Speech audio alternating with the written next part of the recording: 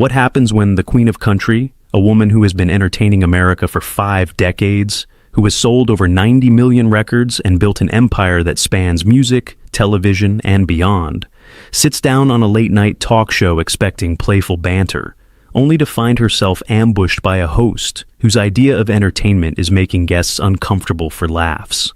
What you're about to witness is one of the most shocking confrontations ever captured on late-night television. The moment when Reba McEntire, the red-haired legend who has handled everything from personal tragedy to industry politics with unshakable grace, reminded everyone watching that Southern charm comes with Southern steel. The clubhouse went dead silent, the shotski sat untouched, and Andy Cohen discovered that some queens don't play games. Before we dive into this incredible story, make sure to subscribe and drop your thoughts in the comments because, trust me, you're going to want to talk about this one. The evening had started with the usual chaotic energy at the Watch What Happens Live clubhouse in Soho. The neon lights were glowing, the bar was stocked, and the staff was buzzing with anticipation. Reba McEntire was coming on the show, and everyone knew that having country music royalty in the clubhouse was a big get. At 69 years old, Reba remained one of the most beloved and respected entertainers in America, a woman whose career had not only survived but thrived through every change in the music industry. Behind the scenes, sources would later reveal that Andy had been making comments to his producers about wanting to get the real Reba on camera. He found her public persona too polished, too controlled, too perfect. He wanted to crack through that famous composure and get some genuine drama for his show. Andy had convinced himself that beneath Reba's gracious exterior was someone with secrets and grievances that just needed the right questions to bring to the surface. It was a fundamental miscalculation about a woman who had survived tragedy and triumph with equal dignity. The clubhouse lights were hot as Reba took her seat in the famous interview chair, a cocktail placed in front of her that she accepted with a gracious smile. The live studio audience cheered enthusiastically, many of them fans who had grown up with her music and watched her sitcom religiously. "Reba McEntire in the clubhouse, everybody," Andy announced with his characteristic energy. "The Queen of Country herself. I am so excited to have you here." "Oh, Andy, thank you so much for having me," Reba replied, her Oklahoma accent warm and welcoming. "I just love this show. Y'all have the most fun over here." "We do try," Andy said with a grin. "So, let's get right into it. You've been in this business for, 50 years now? You've seen everything. You've done everything. But I want to talk about the stuff you don't usually talk about. The real tea, as the kids say." Reba laughed good-naturedly. "Well, Andy, I'm an open book. What do you want to know?" The first few minutes went smoothly enough. Andy asked about The Voice, about her recent performances, about her life with Rex Linn. Reba answered with her trademark warmth and humor, charming the audience and giving Andy the kind of engaging television that had made her a favorite guest on every talk show in America. Then Andy's expression shifted to something more predatory. "So, Reba, let's talk about your divorce from Narvel. That was almost 10 years ago now? You were married for 26 years. He was your manager, your business partner, your everything, and then suddenly it was over. What really happened there? Because the story you've told publicly feels very sanitized." The question was clearly designed to probe a wound. Reba's smile flickered almost imperceptibly, but her voice remained steady. "Andy, my divorce from Narvel was a difficult time in my life, like any divorce is. But we handled it with respect for each other and for our family. We raised a son together. We built businesses together. We shared a life for over 2 decades. Whatever happened at the end doesn't erase all of that. And I don't think there's anything sanitized about choosing to handle difficult situations with dignity. That's just how adults should handle the end of a marriage." Andy wasn't satisfied. He leaned back in his chair with that look that regular viewers of his show knew meant he was about to push harder.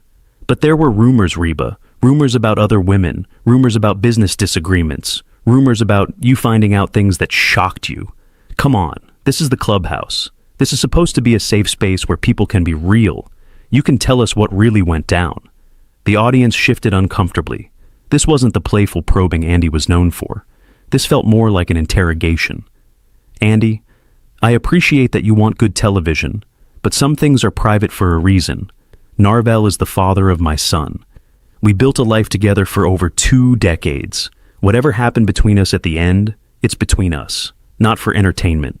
Andy leaned forward with that gleam in his eye that usually signaled he was about to push harder. "But don't you think your fans deserve the truth? You've built this image of being the perfect country queen, but we all know that nobody's life is that perfect. The divorce, losing your band in that plane crash, the rumors about feuds with other country artists. There's a lot more to the Reba story than you let people see." The mention of the 1991 plane crash that killed 8 members of her band, including her tour manager and 2 band members she had been particularly close to, seemed to strike Reba like a physical blow. Her expression changed in a way the audience had never seen before. "Andy, I need you to be very careful about what you're doing right now," Reba said, her voice quiet but carrying a new edge. "You can ask me about my divorce. You can ask me about industry gossip. But you do not get to use the deaths of my friends as fodder for your show." Andy seemed to realize he had touched something dangerous, but instead of backing off, he doubled down. "I'm just saying that you've been through a lot, and you always present this perfect image. Don't you ever just want to let people see the real you? The Reba who's angry, who's hurt, who has grievances? The real me?" Reba's laugh was short and carried no warmth. "You want to see the real me, Andy? The real me buried friends I loved. The real me had to get on stage the night after I found out they were gone because the show must go on. The real me has spent 30 years living with survivor's guilt because I wasn't on that plane. The clubhouse had gone absolutely silent. The usual party atmosphere had evaporated completely. The real me has handled more tragedy and more triumph than most people experience in 10 lifetimes. And I've done it with grace because that's how my mama raised me. Not because I'm hiding something, not because I'm fake, because dignity is how I honor the people I've lost." Andy tried to redirect. "Reba, I didn't mean to—" "Yes, you did," Reba cut him off, her voice firm. "You meant to get me rattled. You meant to crack through what you see as some kind of facade. Because in your world, everyone has to have drama, everyone has to have scandals, everyone has to have dirty laundry that you can air for ratings." She shook her head slowly. "But here's what you don't understand, Andy. Some people are exactly who they appear to be. Some people have learned through hard experience that grace under pressure isn't an act. It's a survival skill. And some people have earned the right to present whatever image they choose to the public because they've paid for it in ways you can't imagine." Andy shifted uncomfortably in his chair. "I think you're taking this more seriously than I intended. This is supposed to be a fun show. We're just having a conversation. Are we?" Reba's eyebrow raised. "Because it felt more like you were trying to bait me into saying something I'd regret. Trying to get me to badmouth my ex-husband on television. Trying to get me to cry about the plane crash so you could have your viral moment. That's not conversation, Andy. That's exploitation." The word hung heavy in the air. The studio audience was completely silent, watching something they had never expected to see on the usually lighthearted show. "You know what I find interesting about people in your position?" Reba continued, her voice still calm but carrying an intensity that filled the room. "You've built a career on getting people to reveal things they shouldn't reveal, on catching them at vulnerable moments and broadcasting those moments to the world. But what have you ever revealed about yourself? What vulnerability have you ever shown?" Andy opened his mouth to respond, but Reba wasn't finished. "I've been in this business for 50 years. I've given interviews to thousands of journalists, hosts, reporters. And I can always tell the difference between someone who genuinely wants to understand me and someone who just wants to use me for content. You're the second kind, Andy, and I've been handling the second kind since before you knew what a television camera was." "Reba, I respect you enormously," Andy said, his usual confidence visibly shaken. "I'm not trying to use you. I'm just trying to have an interesting conversation that goes beyond the usual press tour answers." "No, you're not," Reba replied. "You're trying to break me. You're trying to find the crack in the armor, because that's what gets talked about. That's what goes viral. Reba McEntire breaks down on Watch What Happens Live. That's the headline you wanted. Well, I'm sorry to disappoint you, but I don't break." She straightened in her chair, and despite the intimate setting of the clubhouse, there was something regal about her bearing. "I didn't break when my father told me I shouldn't pursue music. I didn't break when Nashville told me I was too country for country music. I didn't break when I lost friends in a plane crash that I should have been on. I didn't break when my marriage fell apart after 26 years. And I'm certainly not going to break because some talk show host thinks probing my wounds will make good television. Andy was clearly struggling to regain control of the interview. I think there's been a misunderstanding about my intentions. There's no misunderstanding, Reba said firmly.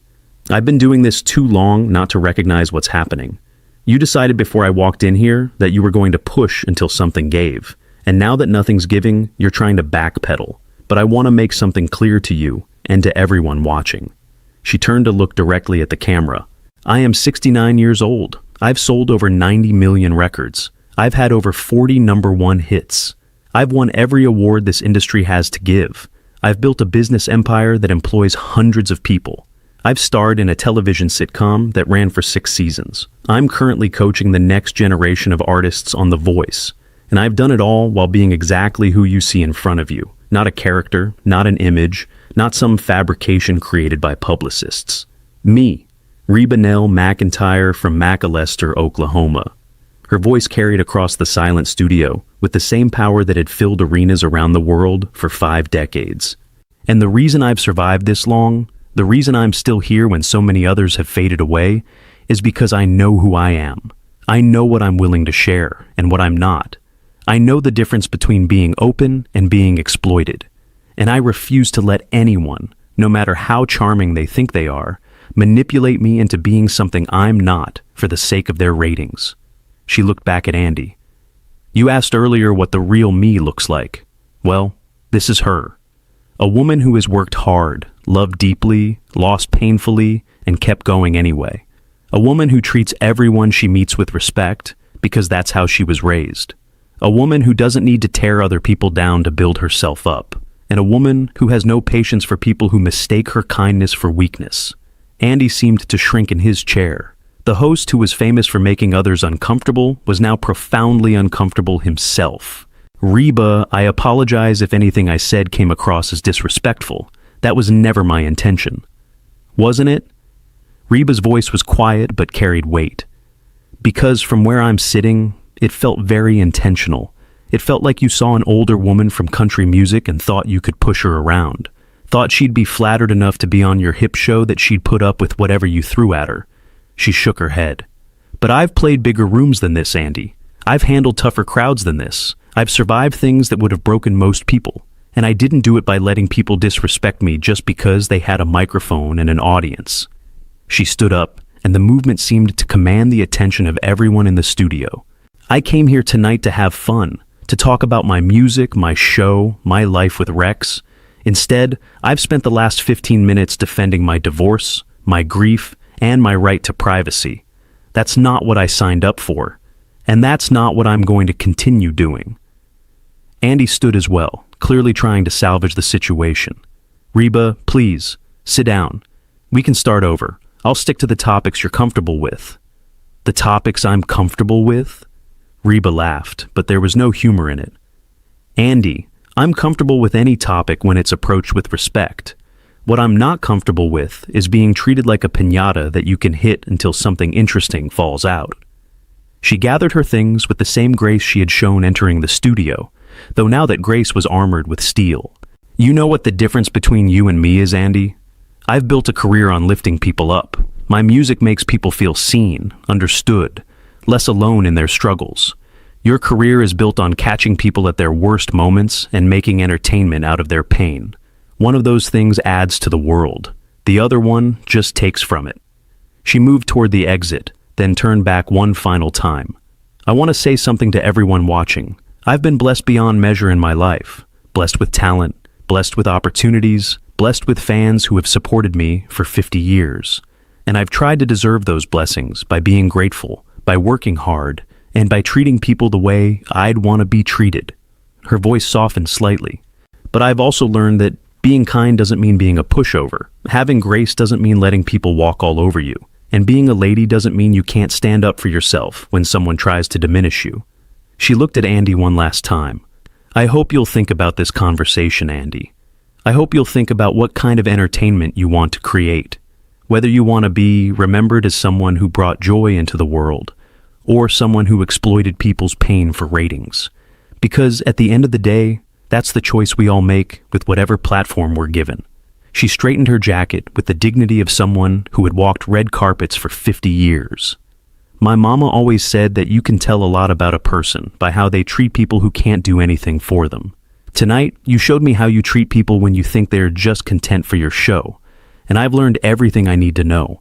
With that, Reba McEntire walked out of the Watch What Happens Live clubhouse, leaving behind a stunned silence that seemed to swallow the entire studio. The audience sat frozen, the bartenders stood motionless, and Andy Cohen remained at his desk looking like a man who had just realized he had made a terrible mistake.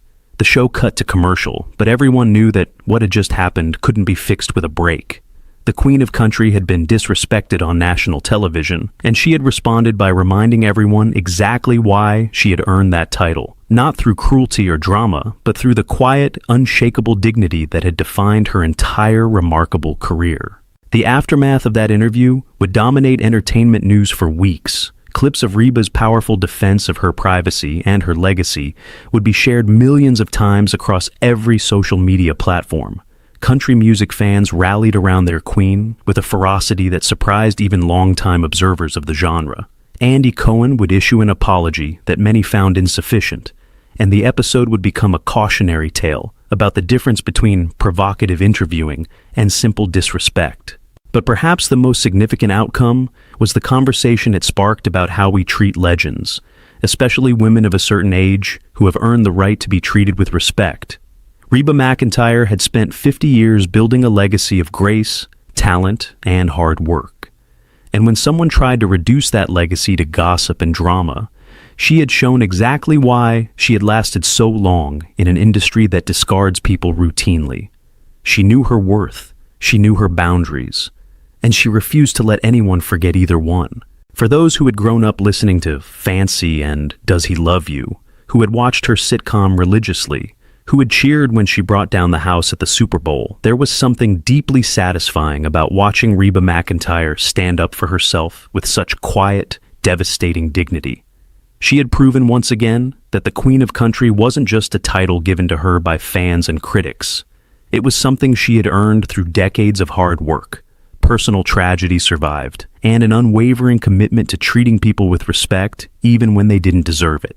And somewhere in Nashville, a whole generation of country artists who had looked up to Reba their entire careers were reminded exactly why she had been their role model in the first place. Not because she was perfect, but because she knew how to handle imperfection with grace. Not because she never faced adversity, but because she faced it without losing herself. That was the real Reba McEntire. And she had just made sure everyone watching knew it. What do you think about this incredible confrontation? Was Andy Cohen out of line, or was he just doing his job? Drop your thoughts in the comments below, and make sure to subscribe for more stories that will absolutely leave you speechless.